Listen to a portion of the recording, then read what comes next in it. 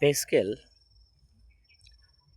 ঘোষণা করবে করবে করে অনেক দিন কাটিয়ে দিল এবং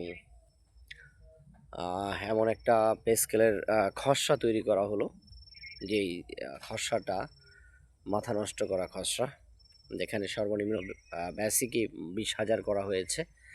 এটা খারাপ ছিল না, সর্বনিম্ন 20,000 এখন এটা সময়ের দাবি, কিন্তু উপরের যেটা সেটা একেবারেই অযৌক্তিক। 1,60,000 টাকা, 1,60,000 টাকা, এই 1,60,000 টাকা আমলারা পাবে মানে টাকা তো মামার বাড়ির আবদার, বিষয়টা এরকম আর কি।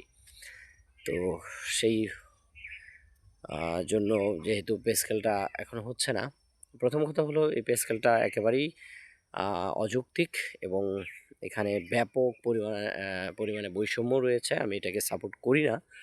পাশাপাশি আজকে আন্দোলনরত চাকরিজীবীরা, তাদের উপর শুনলাম যে একটু টিয়ার শেল বা অন্যান্য যে পুলিশের পক্ষ থেকে যে প্রতিরোধমূলক ব্যবস্থা রয়েছে সেগুলো করা হয়েছে। যদি শান্তিপূর্ণ সমাবেশ হয়, সেখানে পুলিশের এমন কাণ্ড অবশ্যই কাণ্ড জ্ঞানহীন হবে। আশা করি এটি সুন্দরভাবে যৌক্তিক সমাধান আসবে।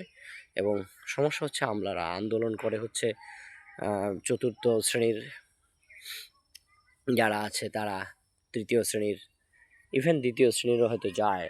আমি জানি না প্রথম শ্রেণীর কেউ আন্দোলন করতে যায় কি না, কারণ নবম গ্রেডে তারা 22,000 টাকা দিয়ে শুরু করে চাকরি জীবন, এটা বেসিক, খারাপ না।